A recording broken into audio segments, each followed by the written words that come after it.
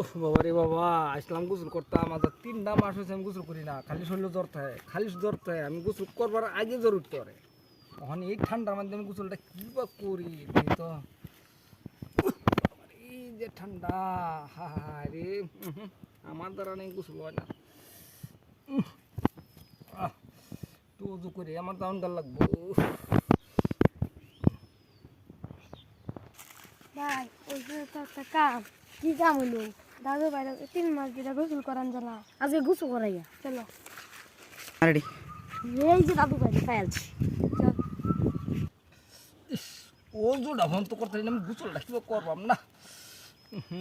গোসলটা না করলে তো বুড়ি আমার আমি যাম না তুমি যাবা আহ, তুই যা না দিয়ে জানতেন ওজুটা নি করতারি।